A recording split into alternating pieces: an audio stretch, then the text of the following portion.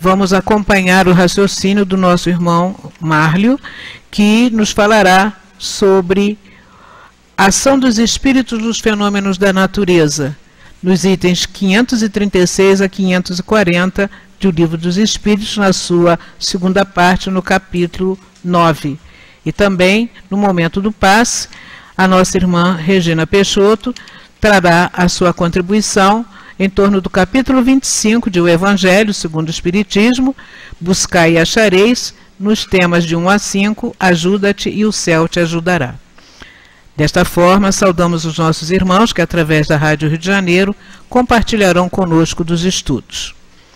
E para prepararmos o nosso ambiente, vejamos a página que é assinada por André Luiz, do livro Vivendo a Doutrina Espírita, volume 2, uma edição da IDE, do Instituto de Difusão Espírita, e da psicografia de Antônio Baduí Filho. E fala-nos ele sobre natureza. Você atua na natureza a todo momento. Derruba o mato, fica o descampado, perturba o ecossistema. Faz o reflorestamento, traz o verde de volta, altera a umidade. Drena o pântano, planta nele, muda a paisagem. Usa os minerais, mistura os elementos, recupera o chão. Utiliza o adubo, coloca na terra, melhora a qualidade. Queima o campo, expulsa animais, esgota o ambiente. Esfumaça o ar, intoxica o espaço, agride o clima.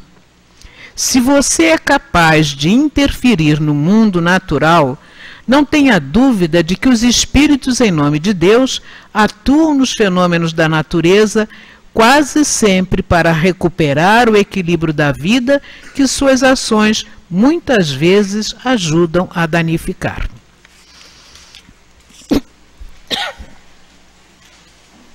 Façamos então a nossa prece neste momento, meus irmãos.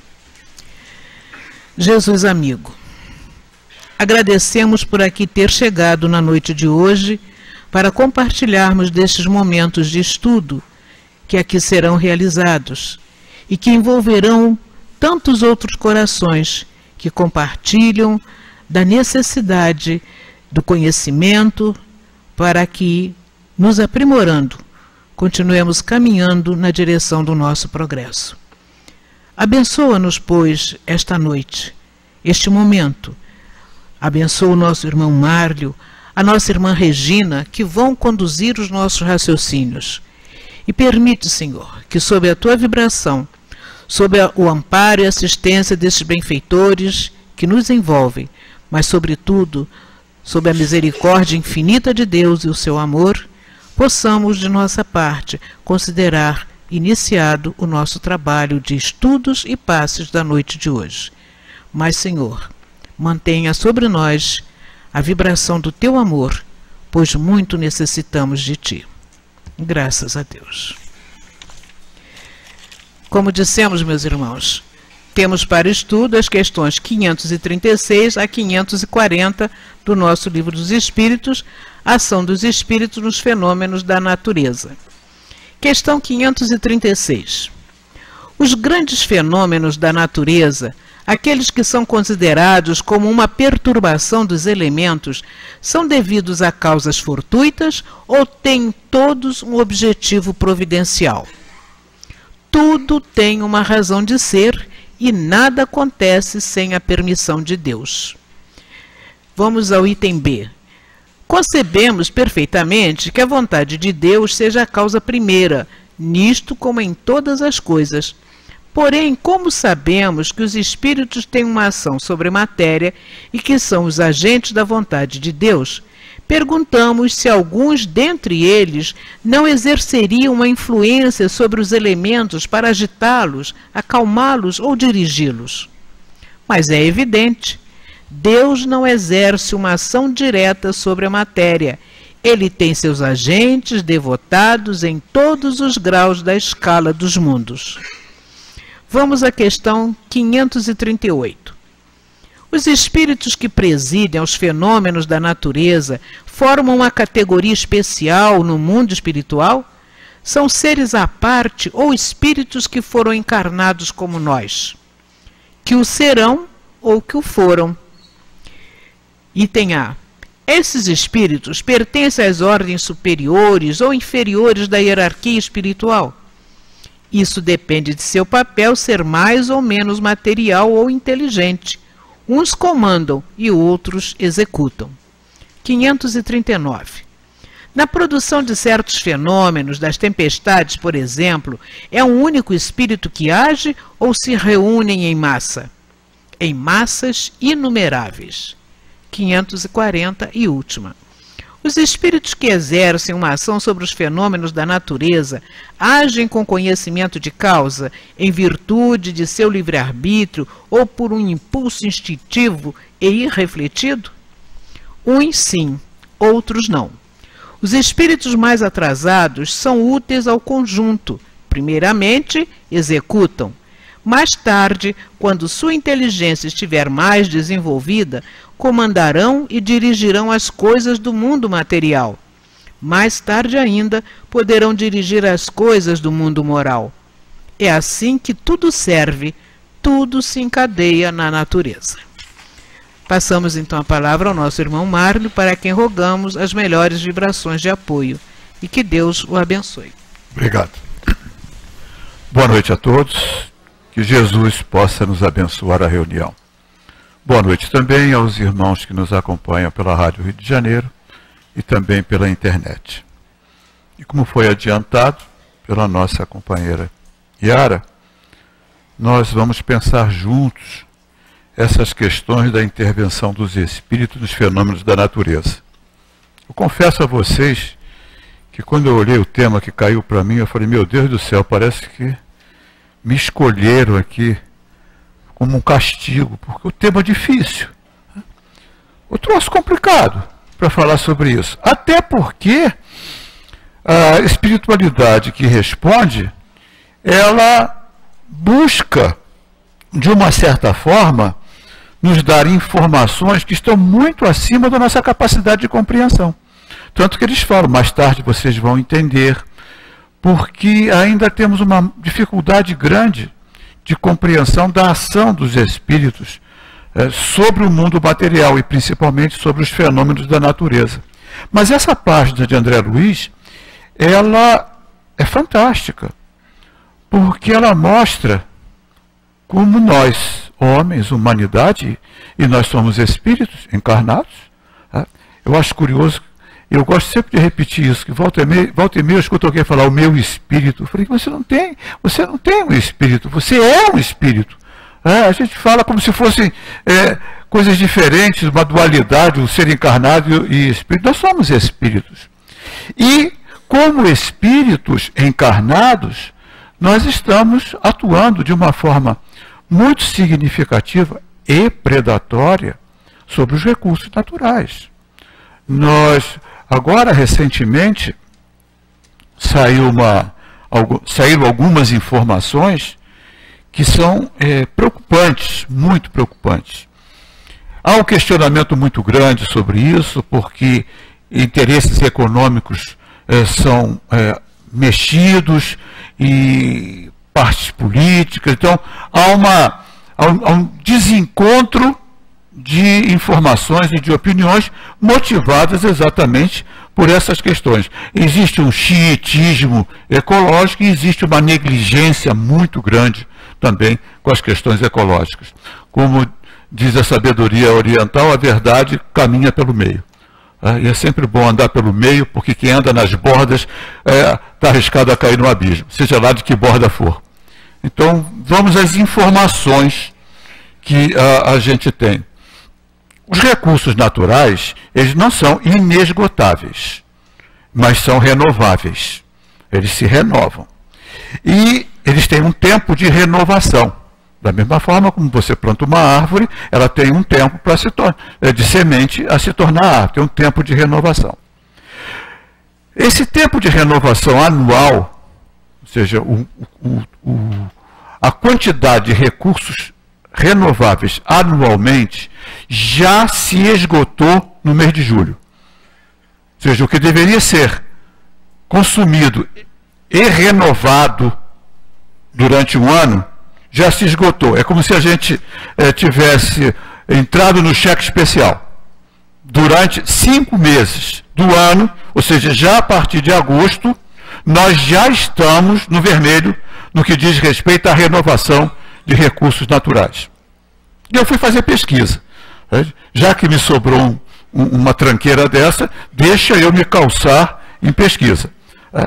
E olha que coisa curiosa, porque aí é que a gente toma contato com a nossa responsabilidade no que diz respeito às alterações do meio ambiente, e depois a gente vai entrar na participação dos espíritos nessa ajuda ou nessa intervenção para diminuir o impacto das nossas ações. E a gente se diz seres inteligentes. Pois bem, no que diz respeito a... Eu peguei só árvores, só questão de árvores. No que diz respeito à destruição humana, já foram destruídas no planeta metade de todas as árvores. Metade. A continuar no ritmo que está, em 300, 400 anos nós não teremos mais uma árvore. A continuar no ritmo que está. Isso são dados que eu fui buscar. E aí eu fui ver a importância de uma árvore. Por que uma árvore é tão importante? A gente sabe que a árvore é importante, mas qual é a importância de uma árvore? Pois bem, uma árvore, em um ano, ela absorve 22 quilos de gás carbônico. Ou seja, ela transforma 22 quilos de gás carbônico. E um carro, que é um dos menores produtores de gás carbônico de toda a cadeia produtora de gás carbônico, fábricas que consomem carvão, produzem energia, caminhões, uma série. Eu peguei o carro. Tá?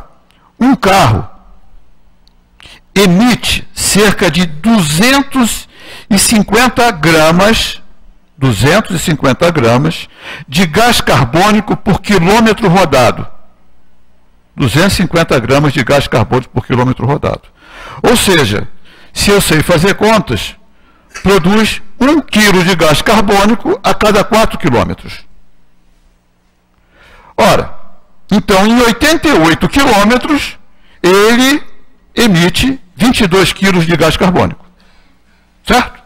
Então, um carro rodando a 82 quilômetros por hora emite a quantidade de gás carbônico que uma árvore leva 1 ano para absorver. Dá para perceber a grandeza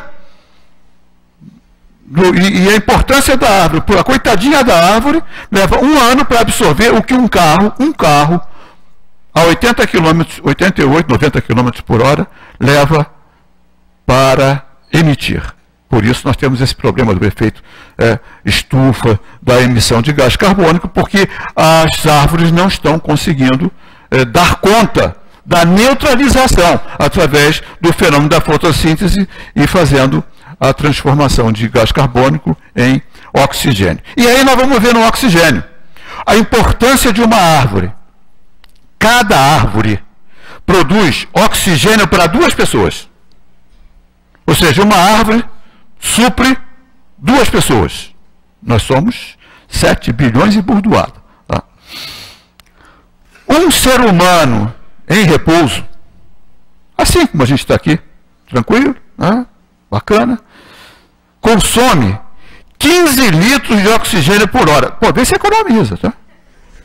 Melhora isso, segura um pouco, tá? 15 litros de oxigênio por hora. Tá? Um maratonista em exercício, um maratonista correndo uma maratona, consome 154 litros de oxigênio por hora. Tá? Mas aí é maratonista, acredito que a maioria de nós aqui não é. Então, nós consumimos 15 litros de oxigênio por hora. E uma árvore supre 2 pessoas. Então, uma árvore produz 30 litros de oxigênio por hora para suprir. Olha a importância de uma árvore. Só que ela produz o oxigênio, mas a renovação, ou seja, de CO2, ela é mais lenta. Então, o quanto a gente é dependente como sociedade de uma árvore. De uma árvore. E nós estamos num processo de destruição dessa riqueza que garante a nossa subsistência. Sem falar nas intervenções dos homens, nos assoreamentos, na poluição extremamente exagerada. Nós estamos com um noticiário aí bastante forte, nos informando aí do problema do plástico, do lixo, a intervenção na vida marinha. São animais que estão morrendo porque estão ingerindo lixo, sacolas. Nós estamos aqui num certo movimento, esse bendito copinho. Isso aqui é uma praga, porque isso aqui está... a reciclagem é cara. Porque é curioso, pode ser reciclado, sim, mas o que consome de água e de energia para reciclar é maior do que o custo-benefício. Ou seja, o custo-benefício é terrível. Teve uma rede de cafeterias, a Starbucks, né? Ela fez uma pesquisa porque ela usa copos descartáveis ao invés de usar copos laváveis. Só que o consumo de água para lavar gasta mais energia do que o consumo de água para produzir. Então é mais interessante, economicamente falando, e também ecologicamente falando, fazer o copo de material, agora fazem descartáveis, porque os copos deles são de papelões. A gente fala muito dos canudos, tá? Essa campanha pelos canudos, mas é curioso, né? Porque agora vem os canudos de papel, embalados em plástico.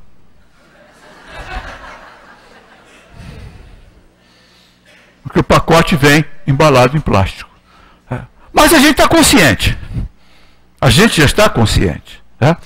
O lixo que é jogado, não reciclado, está assoreando rios, mudando o clima. São Paulo, por exemplo, São Paulo era conhecida como a terra da garoa. Era. Hoje é dos temporais. Por alteração climática. De intervenção. As enchentes, as represas que afetam a vida no entorno e criam um espelho de água numa área que não tinha, e aquele espelho de água leva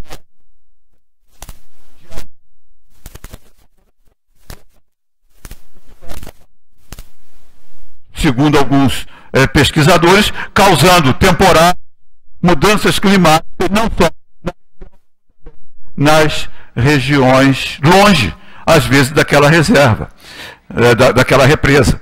Por exemplo, o Lago de Itaipu é um absurdo de tamanho. Onde corria um rio, o Rio Paraná.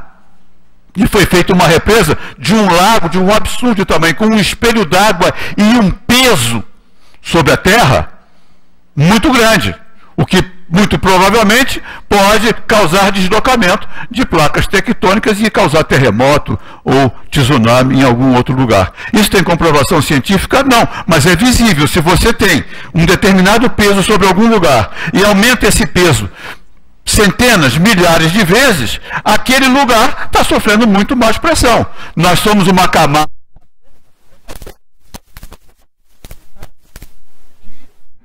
material sólido. Por isso nós temos os terremotos, que é o deslizamento das placas tectônicas. E quanto mais peso a gente coloca em algum lugar, certamente aquela pressão vai ser espalhada para outros lugares. Fenômenos naturais, de cataclismos naturais, nós sempre tivemos. A Terra é A Terra é um planeta em formação ainda. Nós somos um planeta relativamente novo dentro do universo, desse universo que nós conhecemos, que tem aproximadamente 13,5, 14 bilhões de anos, porque ele está em expansão. O que tinha antes, o que aconteceu, ainda é para a ciência um enigma, mas que o universo está em expansão, está em expansão. Se ele está em expansão, se a gente encolhe, vai chegar num ponto a mais ou menos alguns 15 bilhões de anos atrás. E a Terra tem 4 bilhões de anos, 4 bilhões e meio de anos. Então é um planeta relativamente novo. Era uma bola de fogo incandescente que foi esfriando. Então nós vivemos na camadinha fria da Terra, que é uma camada relativamente pequena. O interior da Terra é magma efervescente. Por isso os vulcões, essas que funcionam como, até mesmo como válvulas de pressão para aliviar a pressão do interior da Terra. Por isso os terremotos, porque são as placas deslizando sobre esse magma que é material pastoso, onde nós estamos em cima disso. E isso é de todos os tempos. Então, furacão, terremoto, maremoto, que agora mudou para tsunami, não sei por que mudaram o nome, mas tudo bem, tsunami, fica mais bonitinho também, tsunami. Enchentes, isso sempre aconteceu. Só que, atualmente, as nossas intervenções dos humanos, de uns tempos para cá, na natureza, ela tem se intensificado muito. Por exemplo, no passado, para derrubar uma árvore, era no machado. Então, levava-se um belo tempo para botar uma árvore abaixo do machado. Hoje tem motosserra. Um homem com uma motosserra bota uma floresta abaixo em semanas. Porque é muito rápido. Uma árvore que leva séculos para ela transformar-se numa árvore adulta, ela chega abaixo em minutos. E isso está alterando o nosso clima. E a espiritualidade encarnada faz bagunça. Alguns tentam consertar, mas nós temos a espiritualidade desencarnada. E que eles participam dos fenômenos. E é curioso, porque o André Luiz fala aqui uma coisa muito curiosa. No finalzinho da mensagem, quase sempre para recuperar o equilíbrio da vida, que suas ações, ou seja, as ações dos homens, muitas vezes ajudam a danificar. Que é a mesma coisa que os espíritos falam na questão 536b, que só tem, algumas vezes tem para o homem uma razão de ser diretamente, mas frequentemente também a intervenção dos espíritos nos fenômenos da natureza só tem por objetivo o restabelecimento do equilíbrio e da harmonia das forças físicas da natureza. Ou seja, o restabelecimento. E olha, isso aqui foi publicado antes em 1857. Quando a ação dos homens sobre os fenômenos da natureza não era tão predatória quanto é hoje. Olha a diferença de tempo e de condições. Então, há uma espiritualidade encarregada de corrigir os impactos negativos. Isso é de todos os tempos, porque na mitologia grega e também no livro dos Espíritos falam dos deuses, que é só uma questão de nomenclatura, espíritos encarregados dos diversos fenômenos da natureza. E os Espíritos falam isso, tem sim. São os elementais, chamados elementais. E isso é estudado numa apostila da FEB, que eu fui procurar para poder me calçar com relação às vezes, algumas viajadas que a gente pode dar aí na nossa imaginação. Nessa apostila da FEB, chamada Estudo Aprofundado da Doutrina Espírita, Programa Filosofia e Ciência Espírita, há uma definição do que são os espíritos elementais. São entidades espirituais relacionadas com os elementos da natureza. São as energias espirituais que habitam e controlam os elementos. Também conhecidos como fadas, gnomos, duendes, silfos, ou seja, entidades espirituais que, sob a direção dos espíritos superiores, agem sobre os fenômenos da natureza no sentido de reduzir os impactos desses fenômenos. E às vezes a gente percebe isso, não sei se...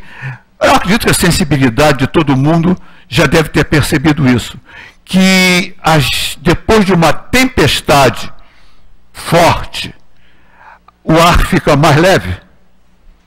A gente fica mais leve.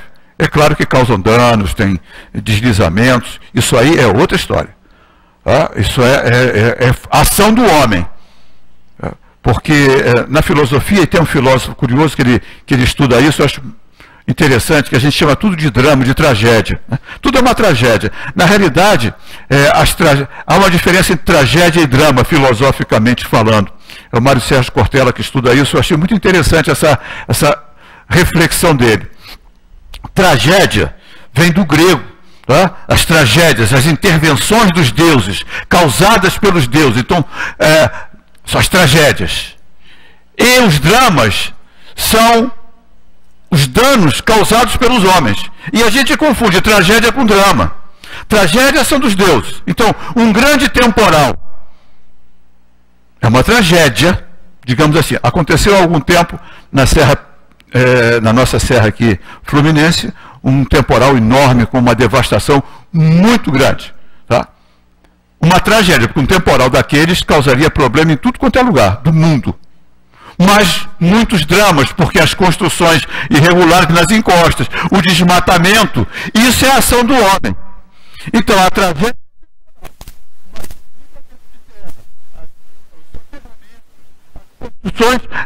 onde deveriam ter mata ciliar. Isso é drama. Porque são os homens que interviram. Então, quando nós temos uma enchente no Rio de Janeiro, e o Rio de Janeiro é uma cidade que desemboca no mar, ou seja, montanha, mar, e nós temos vários rios que cortam a cidade. Quando chove,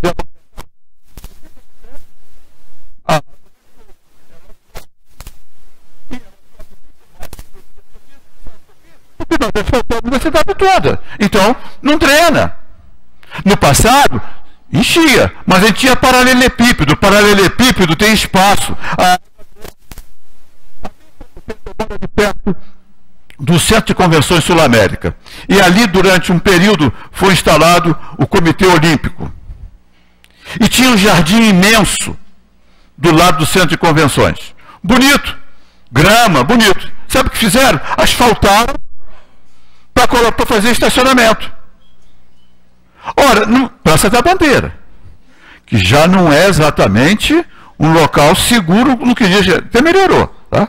O pessoal fala mal da Praça da Bandeira, mas Jardim Botânico, Gávea, tá? É bem pior. Só que lá é Zona Sul, então é diferente. Subúrbio é subúrbio, né? Praça da Bandeira. Tá? Mas lá na Zona Sul, não, houve uma enchente aqui. Quando é Praça da Bandeira é um escândalo. Tá? E há muito tempo que não enche. Tomara que continue. Mas aquilo ali é a ação do homem. Por quê? Porque numa chuva muito forte, aquele enorme gramado que serviria para drenar.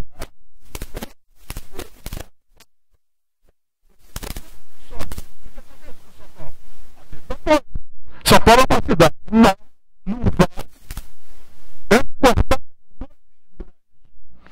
O Tietê e o Pinheiros, toda impermeabilizada, toda asfaltada. O que acontece? Em vez da terra da garoa, agora é a terra das enchentes. Porque a água sobe. Então, a espiritualidade ajuda e trabalha, mas existem os dramas causados pelos homens. E é trabalho da espiritualidade buscar intervir de alguma forma, agir de alguma forma para minimizar esses impactos. São os espíritos que trabalham na obra da criação, que é a função de cada um de nós, participar da obra da criação, porque isso está encarnados e desencarnados. Sabe onde está isso? Que é muito interessante, e eu marquei aqui. Objetivo da encarnação, questão 132. Entre outros, não vamos entrar aqui, a encarnação tem também um outro objetivo, que é o de colocar o espírito em condições de suportar a sua parte na obra da criação. Então, cada um de nós está sendo preparado para participar da obra da criação. Porque não existe acaso. Os fenômenos naturais, eles não são por acaso. Eles têm uma razão de existir. Dentro da natureza, dentro de todos os fenômenos, não existe acaso. Kardec começa a estudar a doutrina espírita a partir desse axioma científico. Não tem acaso, não existe efeito sem causa. Se existe o universo, tem uma causa para o universo existir. Se ele está em expansão, tem uma causa para o universo estar em expansão. Porque os fenômenos são inteligentes. Hoje, um bom grupo de cientistas já se rende, porque a ciência ela é muito materialista. O cientista naturalmente é materialista. E ele tem razão para ser. Ele não pode ser um crédulo. Porque a credulidade leva ao fanatismo e à aceitação de inverdades. E o cientista ele precisa da comprovação para que a sua pesquisa se torne um objeto possa ser comprovada. Uma ciência ela evolui através de fatos novos.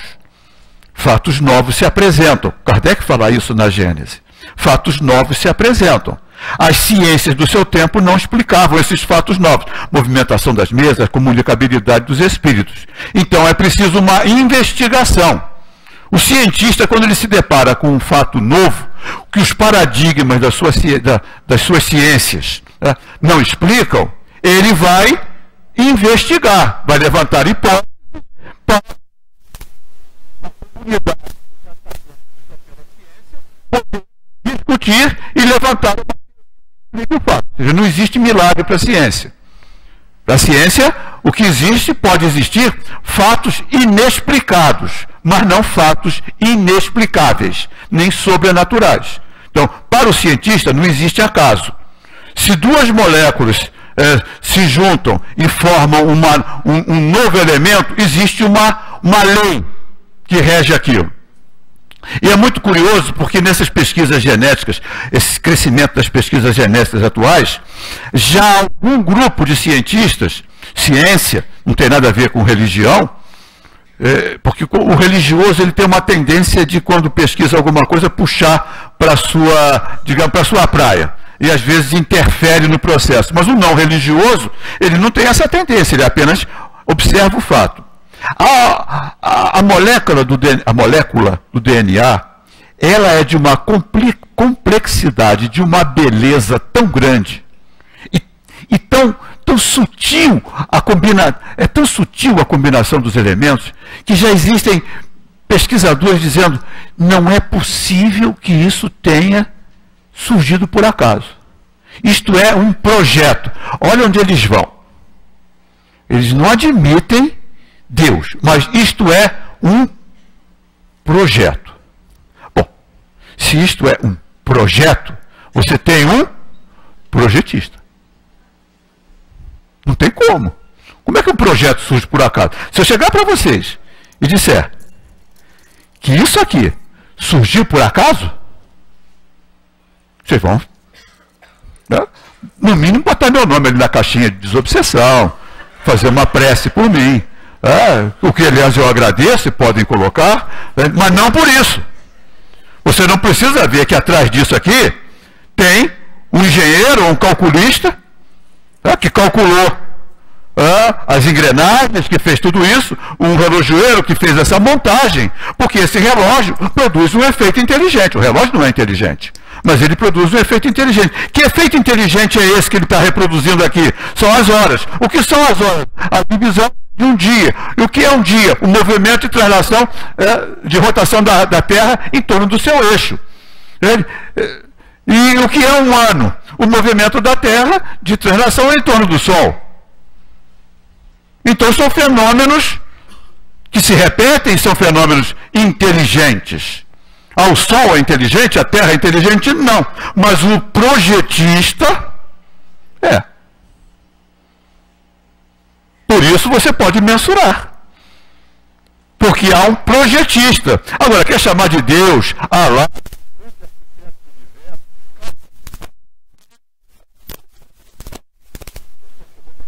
no final.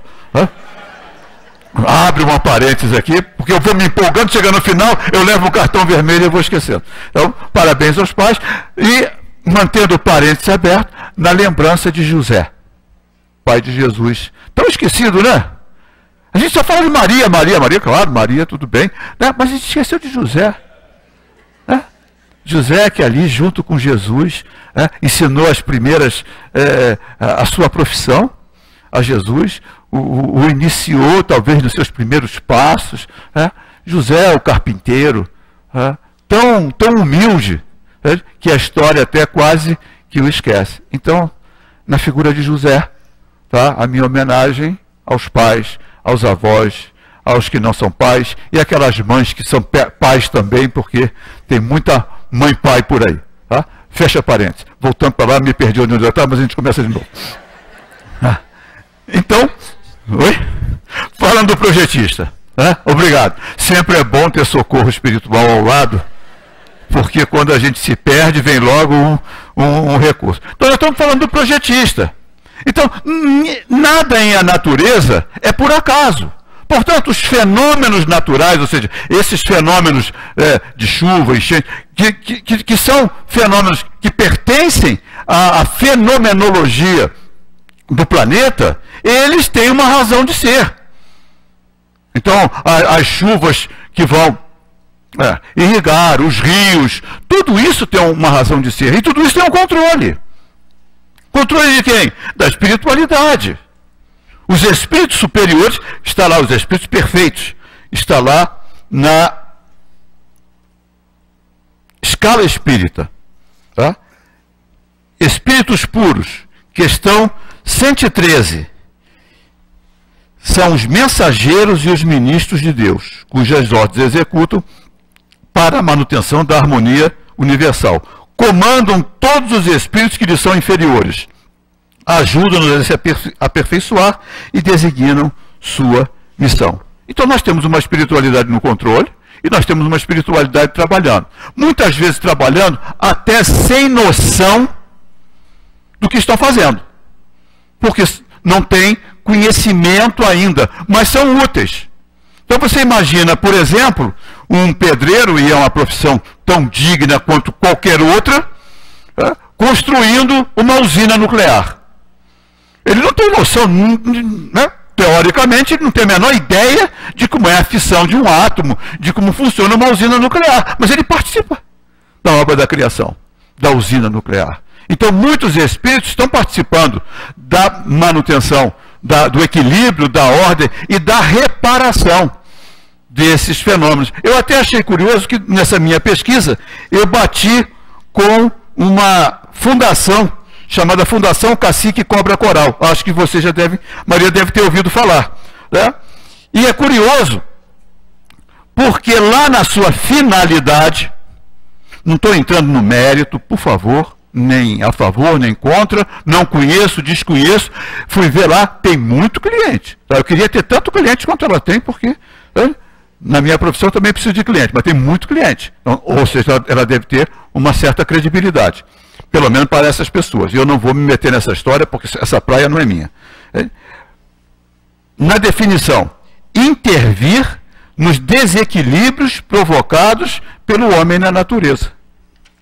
Ou seja, uma fundação espiritualista, não é espírita, mas com finalidade, através de uma médium, de dar suporte, assessoria para intervir nos fenômenos.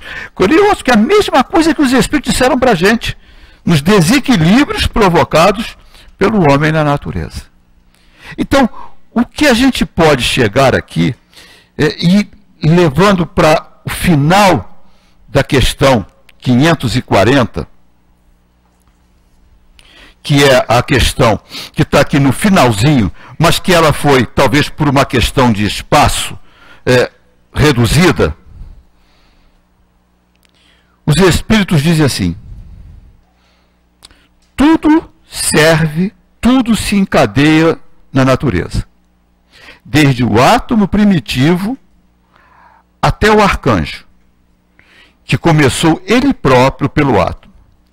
A admirável lei de harmonia, que vosso espírito limitado ainda não pôde apreender o conjunto. Então existem ensinamentos, existem conhecimentos sobre o mecanismo de funcionamento, principalmente da ação dos espíritos sobre a lei, sobre os fenômenos naturais, que ainda nos são, digamos, desconhecidos. E não são desconhecidos porque existe uma proibição. Não existe proibição. Existe limitação da capacidade de compreensão. Nós ainda não nos desenvolvemos intelectualmente para compreender determinadas leis e determinados fenômenos que são regidos pelas questões espirituais, mas que os espíritos dizem, olha, ainda são desconhecidos. Há uma lei que encadeia tudo, do átomo ao arcanjo. Existe um projeto, existe uma razão de ser, existe uma organização perfeita. Porque se Deus é a causa primária e a inteligência suprema, tudo o que acontece tem uma razão de ser, inteligente e perfeita. Porque daí vem o conceito de perfeição. Se a inteligência é suprema, nada lhe pode ser superior. Se alguma inteligência fosse superior à suprema, esse negócio de supremo também às vezes me deixa meio arrepiado, mas é outra história. Né? Mas se fosse superior à suprema inteligência, esse que seria Deus. Então, a inteligência suprema produziu a obra perfeita, ou o projeto perfeito. Porque ele não pode ser aperfeiçoado. Só que as criaturas, nós ainda estamos num nível de evolução ainda relativamente pequeno. Nós entramos no processo de civilização ou de humanização como espíritos que andamos transitando pelos reinos inferiores da criação aproximadamente 200 mil anos. Aproximadamente 200 mil anos. André Luiz, no livro Evolução em Dois Mundos, ele fala desse átomo ao arcanjo. Então ele fala que as fases pré-humanas, está lá em Evolução em Dois Mundos, André Luiz, do zero, do simples ignorante, até entrar na fase de humanização, o princípio inteligente ele transita pelos reinos inferiores da criação.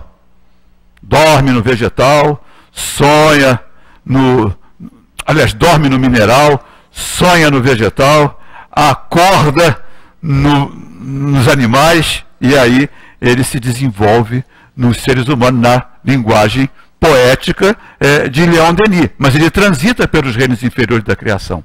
Nesse trânsito, o princípio inteligente leva aproximadamente 1 bilhão e meio de anos. Está lá em Evolução em Dois Mundos.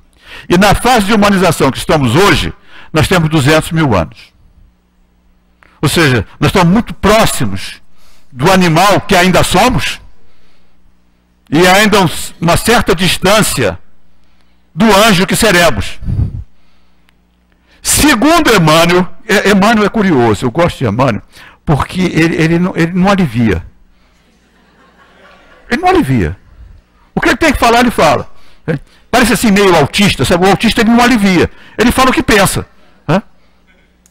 Aí perguntaram a Emmanuel qual é a distância do humano para o anjo. Ele basicamente a da ameba para o humano. Eu falei, puxa, que motivação, né? Motiva isso, ou seja, a distância da ameba para o ser humano é igual a do ser humano para o anjo. Então tem chão pela frente. O que mostra o quê? Que nós estamos na infância.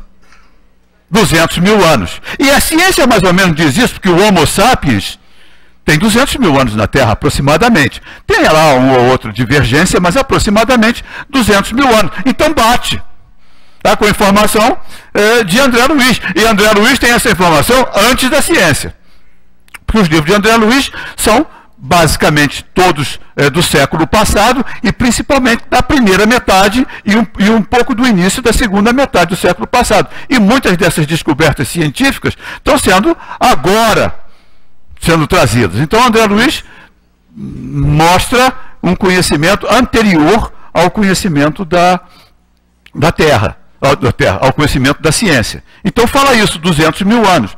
Então se nós formos comparar 200 mil anos com uma jornada ainda pela frente, nós estamos muito no início dessa caminhada. Muito no início. Então nós poderíamos considerar que nós somos espíritos muito jovens, crianças. E com criança, a gente não pode falar qualquer coisa, porque a criança não tem capacidade de compreensão. Então você vai chegar para uma criança de 4 anos de idade, de 5 anos de idade, e vai falar de uma reação nuclear, como se processa uma reação nuclear, não tem a menor chance. De como é que a luz chega de uma usina até a tomada. Aí o que você fala para a criança? Você não bota o dedo na tomada, porque se você tomar vai levar um choque. E se você enfiar o dedo, vai levar umas palmadas. A hora não pode mais dar, então deixa botar o dedo e eletrocuta, né? É isso? Né? Por quê? Porque se você falar para uma criança aqui, olha, aqui passa uma corrente alternada de 110 volts, que foi produzida numa usina que passou por um transformador e que ela pode te causar uma parada do músculo cardíaco, ela não vai entender nada. O que você fala para a criança? Tira a mão daí, menino. Hã? É o máximo. Não bota a mão aí que isso aí faz mal. Pronto. Porque ela não tem capacidade de compreensão. Então, quando os espíritos nos falam, olha, tem uma evolução, tem um plano, tem um projeto, mas é o máximo que a gente pode falar. Porque não há como compreender. Está lá no livro dos Espíritos. Essa eu não marquei, então vocês procurem. Está entre a questão 1 e a 1019. Procura que vocês vão achar. Que fala que o Espírito, que as verdades se revelam à medida que o Espírito se depura. Olha que coisa curiosa. O conhecimento é acessível à medida que o Espírito evolui. Não é assim na escola. O conhecimento vai sendo ministrado à medida que o Espírito vai ganhando maturidade dentro das séries escolares. Então, quando a criança está no maternal, quando a criança está nas primeiras séries, ela está ali num processo de alfabetização. Ela não tem a menor ideia do que juntar aquelas letras e fazer conta com aqueles algarismos. Que ferramenta vai ser útil para o seu desenvolvimento? Ela não tem a menor ideia. Quando a criança está aprendendo a ler, ela não tem a menor ideia de para que serve aquilo. Ela não faz não tem a menor noção. Por isso, às vezes, ela até refuga, para quem não gosta ou coisa que o valha, refuga no conhecimento, porque ela não faz ideia de quanto aquilo pode ser útil, quanto aquilo vai lhe abrir as portas do conhecimento. Porque uma pessoa que não sabe ler, não sabe escrever, ela tem todo o conhecimento da humanidade vedado para ela, porque ela não sabe ler e escrever. Na medida que ela aprende a ler e a escrever, a interpretar um texto, ela vão se abrir as portas de todo o conhecimento. Então, quando a minha neta lá, minha mulher é professora de pré-escolar, diretora de creche, tem uma habilidade para lidar com criança fantástica. Então, minha neta de 4 anos adora ela, porque ela pega lá o livro e vai contando a historinha. Ela está contando uma historinha que está lá no livro, mas que ela está traduzindo, que está traduzida em imagens, em figuras. Porque a criança não sabe ler. Mas ela já conhece a história, ela pergunta lá, vó, conta a história aí. Agora mudaram os personagens todos, eu estou totalmente desatualizado. É Frozen, eu não sei o que. Mudou tudo. Não tem mais Cinderela, Branca de Neve, eu nem sei se tem. Chapeuzinho Vermelho, eu não vejo mais ouvido falar nisso. Agora é um troço estranho. Muito estranho. Patrulha Canina. Eu falei, por que isso? Quer dizer, a menina esteve aqui falando aqui que a palestrante é muito boa porque fala a linguagem dos jovens. Quer dizer, ela não vai me convidar nunca. Nunca para fazer, porque eu teria que estar bastante atualizado nessa questão da linguagem, porque mudaram os personagens. Mas está lá no livro. Então ela vai ali destrinchando. Mas mais à frente é que ela vai poder ler. Mais à frente, vão se abrir as portas do conhecimento acumulado pela humanidade. À medida que a gente vai evoluindo, que a gente vai amadurecendo espiritualmente e moralmente, nós vamos galgando patamares de conhecimento mais aprofundados. Hoje, a tecnologia chega a assustar a velocidade com que se processam a divulgação do conhecimento. Para quem tem um pouco mais de idade e que acompanha isso, para quem está nascendo agora, é fácil. A minha neta com 4 anos, ela já pega o celular e já bota lá no YouTube e já acha lá o desenho que ela quer ver. Ela já consegue, vai lá, mexe o dedo e consegue. Às vezes a gente leva uma surra, né, para achar um trocinho lá. Né? Tem que se manter atualizado. Mas para quem tem um certo tempo já de vida e de experiência, dá para perceber essa incrível evolução da tecnologia. Ou seja, portas estão se abrindo do conhecimento, coisas que a gente não sabia. Hoje a gente conhece de clima melhor. A previsão de clima no passado era feita pelo calo, né? O calo doía, vai chover, não tinha um negócio assim? Eu fui do interior, sou do interior. Tinha um negócio de calo, dói, né? Vai mudar o tempo. Pô, de calo por uma ciência já melhorou. Só que parece que tem calo que acerta mais que meteorologista, tá? Mas, hoje, o conhecimento da ciência é muito maior com relação aos fenômenos meteorológicos. O conhecimento do impacto do homem sobre a natureza também está sendo muito maior. É questionado, sem dúvida nenhuma, mas o questionamento é muito bom, é no questionamento que a gente vai aumentando o nosso conhecimento. É muito bom a gente discutir, sem levar isso para os extremismos, discutir essas questões. Faz parte do nosso processo de crescimento, nosso processo de amadurecimento. E aí as questões, os espíritos interferem, se interferem, como interferem? A gente ainda não sabe. De alguma forma, magneticamente, eles interferem. Eles se utilizam dos elementais, dos espíritos superiores, se utilizam dos elementais para corrigir, dentro da medida da possibilidade, os nossos impactos nessa intervenção que nós estamos fazendo no clima. Porque nós estamos mudando o clima do planeta. O aquecimento do planeta, ele é uma realidade. O degelo das calotas polares é uma realidade. Não há como negar. Não há como negar que isso é uma realidade. O que isso vai impactar na nossa vida, a gente ainda não sabe. Mas se até agora a gente já destruiu metade das florestas, só sobrou metade. E a gente depende de uma árvore. Cada 2 de nós depende de uma árvore para viver. Cada 2 de nós depende de uma árvore. Então olha a importância de uma árvore. É para passar e pedir a bênção. Oh, obrigado. Porque olha a importância de uma árvore para a nossa sobrevivência. Sem oxigênio a gente não vive. E a gente está jogando árvore aí abaixo. Para quê? Para fazer móvel? Uma árvore que leva séculos, às vezes.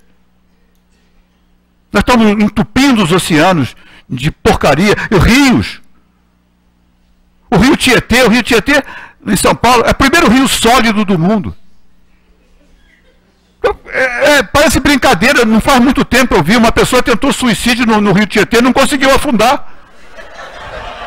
Não afundou. Foi mostrar na televisão. Bombeiro foi lá tirar. Ainda saiu xingando. A próxima vez que for tentar, faz em outro lugar, porque eu me contaminei todo dessa porcaria aqui. Aí teve que ser internado para tomar uma montanha de vacina. Porque ela não afundou. Olha o nível de poluição que está o rio. E olha aqui, passa aqui em qualquer rio nosso aqui, passa pelo Maracanã, é um esgoto. É um esgoto. Nós estamos fazendo isso com o nosso planeta. Nós estamos arrancando as matas ciliares, nós estamos destruindo para fazer pasto. A gente falou de um carro. Uma das maiores produtores de CO2, ou seja, gás carbônico no planeta, sabe o que é? Pum de boi. Gases emitidos pelos rebanhos. Porque é CO2, é gás carbônico. Quer dizer, cada boi que dá um pum, lá vai uma árvore tendo que dar trabalho. Agora, rebanhos de milhares, milhões, já imaginou aquilo tudo punzando? Pois é, está afetando. Afeta. O carro que a gente liga, vou de carro daqui para casa, deve ser uns 40 quilômetros. Lá vou gastar 11 quilos, já vou jogar 11 quilos de gás carbônico na atmosfera.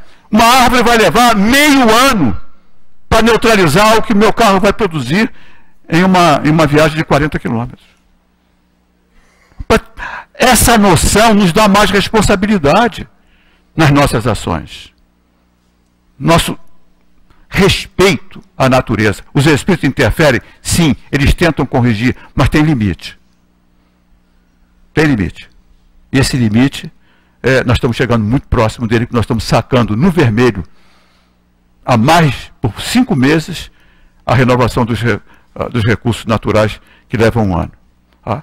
Que Jesus nos abençoe nas reflexões, porque são importantes. E nosso planeta depende de nós para nos continuar sendo uma casa acolhedora. Muito obrigado pela atenção, muita paz a todos. Meus irmãos, aí está a mensagem que na noite de hoje nos trouxe o nosso irmão Márlio, que se meditarmos nas suas palavras, ela foi de uma severa advertência às nossas ações. Como estamos atuando, como estamos complicando o nosso próprio viver, e não nos damos conta de que a misericórdia de Deus se manifesta em muitos momentos em que, como ele mesmo nos disse, nós reclamamos do que está acontecendo. Algumas vezes essas chuvas tão violentas, essas cargas energéticas, não é, que nos envolvem, é o trabalho da espiritualidade no sentido de queimar as emissões dos nossos pensamentos, ainda presos ao mal, a ideia de infelicitar a própria sociedade, e que os benfeitores amigos se movimentam no sentido de queimar essas vibrações para minimizar, até eu diria assim, o nosso próprio envenenamento dentro dessa atmosfera tão complicada. É de profunda advertência a mensagem que nos trouxe o nosso Márlio na noite de hoje. E eu vou solicitar a ele licença para fazer uma referência a um fenômeno que tivemos a oportunidade de vivenciar alguns anos atrás aqui nesta casa, referente à questão 538, não é, quando ele nos fala a respeito dos elementais, se os espíritos que presidem aos fenômenos da natureza formam uma categoria especial no mundo espiritual. São seres à parte ou espíritos que foram encarnados como nós? E os espíritos responderam que o serão ou que o foram. E alguns anos atrás, num desses temporais havidos aqui no Rio de Janeiro, estávamos em trabalhos aqui na casa, dirigido por um benfeitor da própria casa, o médium em desdobramento, e chovia cântaros. A casa estava cheia, porque estávamos em trabalho de socorro espiritual. E lá para as tantas, depois o médium, terminado o trabalho, nos comunicou o seguinte, que durante aquele temporal, ele só pensou, ele não solicitou ao mundo espiritual uma solução, uma orientação. Então, ele soltou a ideia, meu Deus, como essas pessoas vão sair daqui sob essa chuva? A cidade toda inundada, como é que isso vai ser? Acredito que eles têm que dormir aqui. Nesse instante, toda essa região, violentos raios caíram e violentos estrondos, até que um foi mais forte, e ao término daquele movimento fez-se praticamente quase que um silêncio. A chuva foi diminuindo, e pensávamos nós, milagre, né? A chuva está melhorando. Então ele nos disse que naquele instante que ele emitiu o pensamento, percebeu sobre essa região uma nau, no plano espiritual.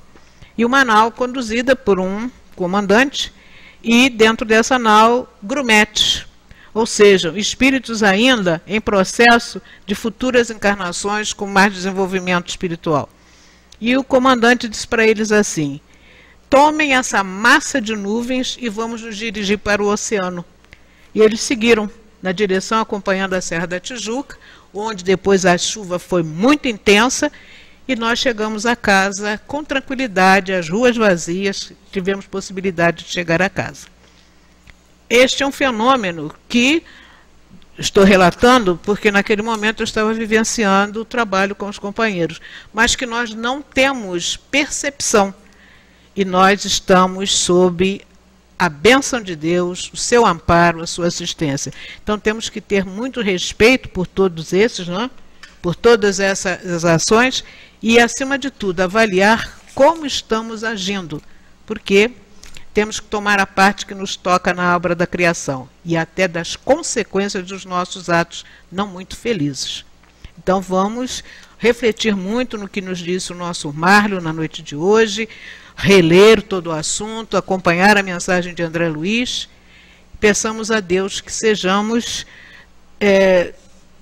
profundamente felizes a contribuir para o reequilíbrio da vida, que às vezes nós estamos, como eles dizem aqui, como diz André Luiz, danificando por nosso livre-arbítrio. Que Deus então abençoe o nosso Márlio, que ele esteja conosco em outros momentos, trazendo a sua contribuição, e que nós pensemos, acima de tudo, em tudo isso, não é? Passemos então à segunda fase do nosso trabalho, que é o momento do passe, quando a nossa irmã Regina vai trazer a sua contribuição em torno do tema Buscai e achareis.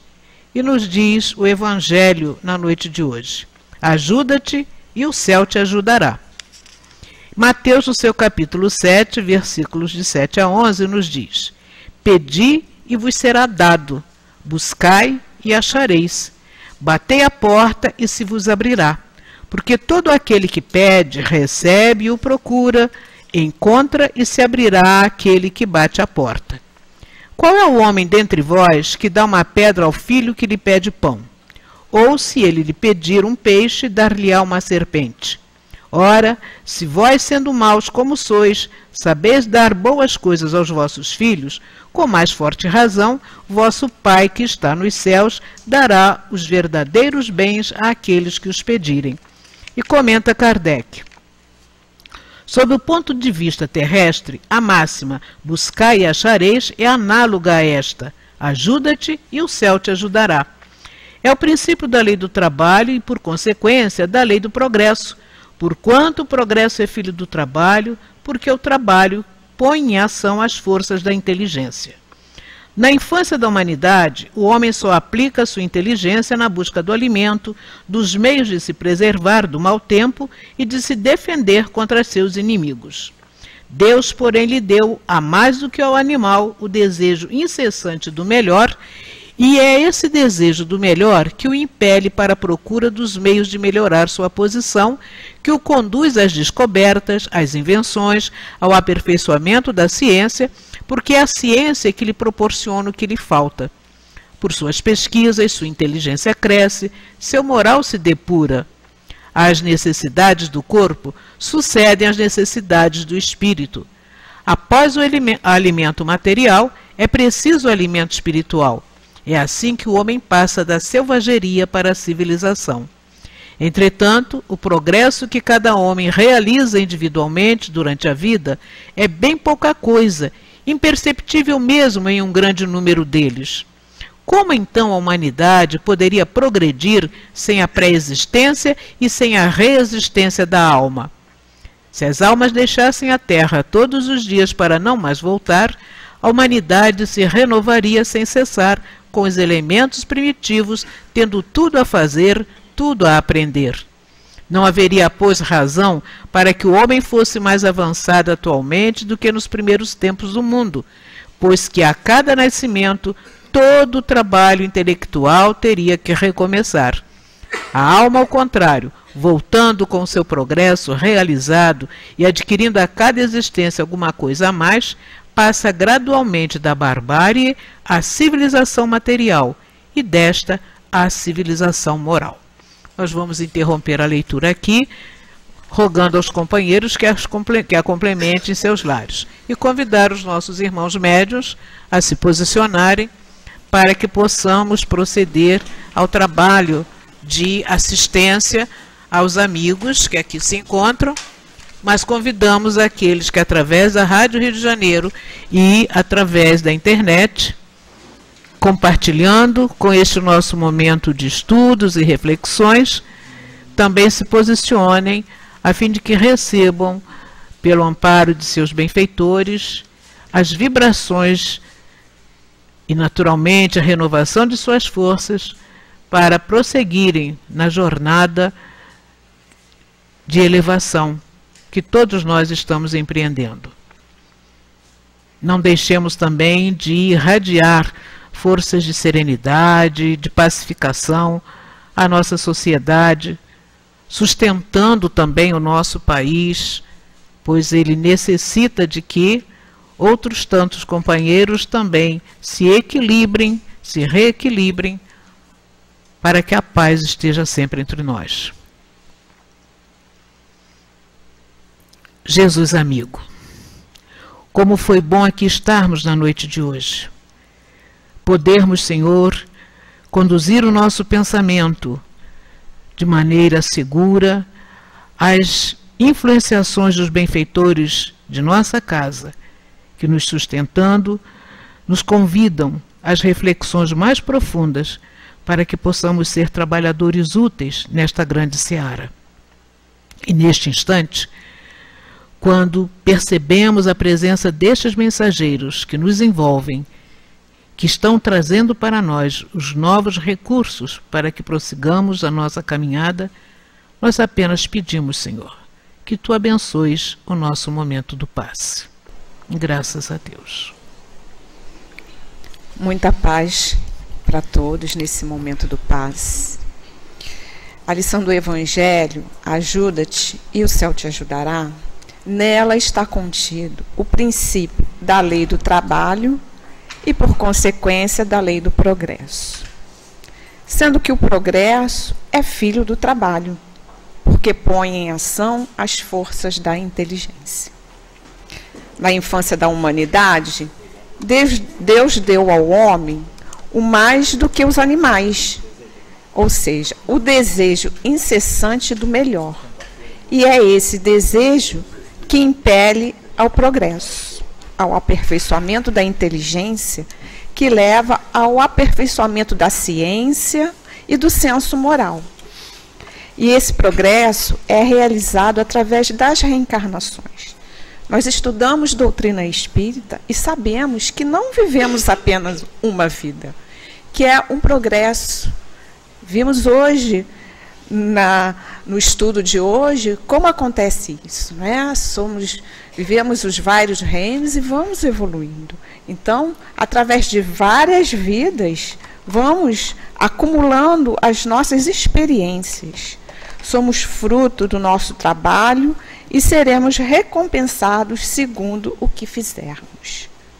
Se Deus nos tivesse isentado do trabalho físico e intelectual, nossos músculos se atrofiariam e nosso espírito ficaria na infância no estado do animal. Quando pedirmos com fé e humildade a Deus, temos a assistência dos bons espíritos. Porém, o trabalho e o esforço da nossa evolução é nosso. É por isso que nós estudamos as leis da natureza, a mensagem de Jesus que nos ensina como funciona a lei do universo. Esse caminho que Jesus nos trouxe é um esforço pelo qual temos que fazer para segui-lo.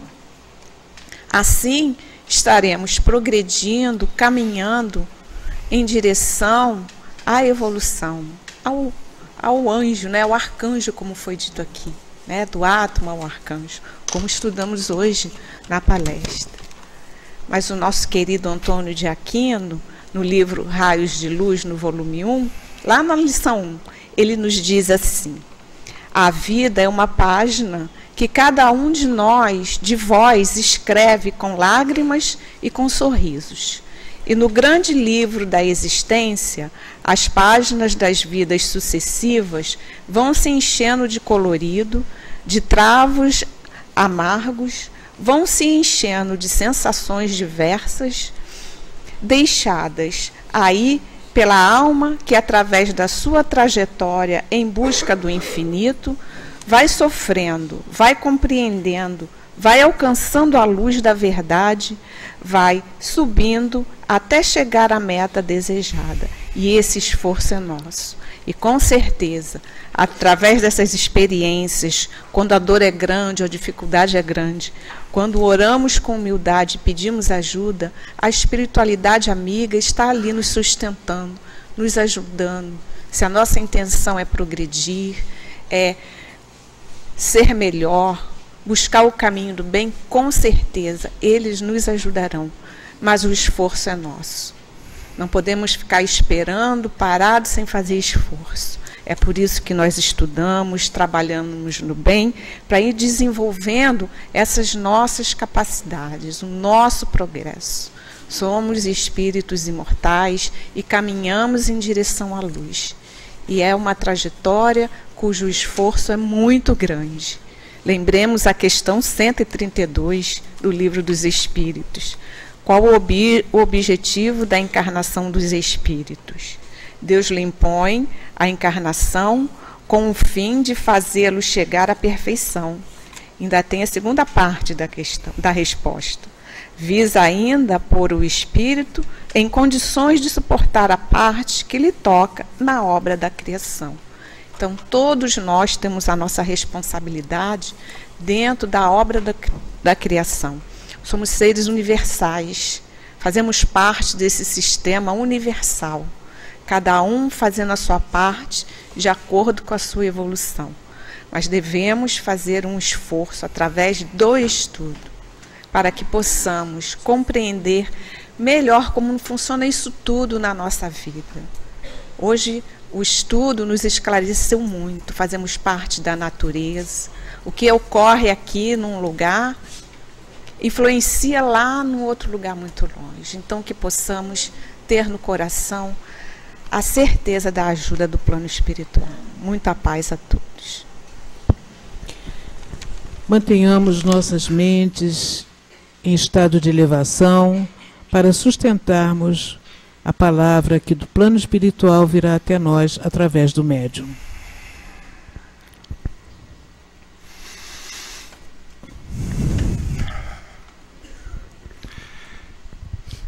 A terra é o lar abençoado que Deus deu a cada um de nós, para que nela pudéssemos, através da trajetória pelos caminhos da evolução, alcançarmos e aprimorarmos a inteligência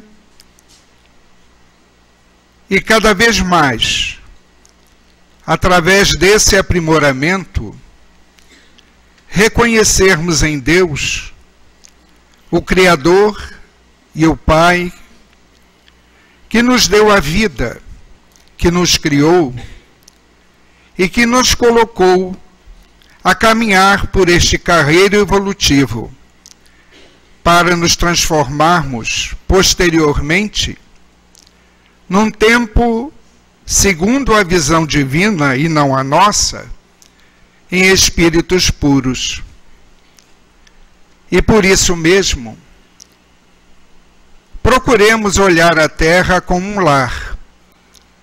Lar esse que deve ser cuidado, mantido limpo, asseado, para que não apenas os que estão neste momento, neste lar encarnado, possam usufruir das benesses que nele se encontra, mas pensemos todos nas futuras gerações que chegarão a este mundo, a este lar, para que também esses espíritos que retornarão um dia a este ambiente terreno possam encontrar nele todos os elementos necessários e adequados para o seu aprimoramento espiritual. Não nos esquecendo também que um dia os que ora estão encarnados retornarão pela reencarnação a este mundo. Como nós que vos falamos, um dia novamente estaremos aqui reencarnados. Portanto, valorizando o momento em que se vive as mais diversas experiências neste mundo, aprendemos a olhar a Terra como um lar abençoado, concedido pelo Pai, pelo Criador, a cada um de nós, para que possamos crescer, evoluir, progredir, para um dia chegarmos à condição da sintonia plena com este Pai, com este Criador. Que este Pai nos abençoe a todos, nos envolva nas suas vibrações, na sua paz. Graças a Deus. Um espírito amigo. Graças a Deus. Jesus amigo, como foi bom aqui estarmos na noite de hoje. Como foi importante para todos nós, Senhor, sermos despertados para as nossas responsabilidades, sermos despertados, Senhor, na busca de novas direções a serem tomadas, a fim de que saibamos nos tornar instrumentos úteis do Teu amor no trato com a nossa casa, o planeta em que nos encontramos, mas, sobretudo, Senhor, nas relações que mantemos uns com os outros, onde procuraremos, acima de tudo, ser fraternos, ser, Senhor, aqueles que estaremos contribuindo para o crescimento coletivo na direção do nosso aprimoramento. Obrigado, Jesus. Obrigado às vozes que aqui nos vieram trazer esta mensagem de amor, esta mensagem de esclarecimento aos nossos corações. Retornaremos agora aos nossos pontos de origem e pedimos, Senhor, sejamos mantidos dentro dessa vibração de serenidade, de pacificação que aqui alcançamos, para que saibamos compartilhar com os nossos irmãos que dentro em breve encontraremos. Tudo isto que hoje nos alimentou a alma. E que amanhã, convocados mais uma vez ao serviço do bem, a mostrarmos, Senhor, tudo aquilo que já obtivemos com estes ensinamentos, saibamos ser, sempre cada vez mais, servidores humildes, mas servidores do bem acima de tudo. Pedimos que nos abençoes aos nossos companheiros com a tarefa da paternidade, que amanhã terão as comemorações e que recebam de todos nós as vibrações de muito apoio, de fortalecimento para que prossigam na tarefa que lhes coube nesta encarnação. Mas que saibamos agradecer ao Pai, a Deus, por tudo quanto nos tem concedido até aqui. E assim, Jesus, sob o teu amparo, sob a assistência destes benfeitores, mas sobretudo, sob a assistência maior de Deus, possamos então, de nossa parte, considerar encerrada esta fase dos nossos trabalhos na noite de hoje. Graças a Deus.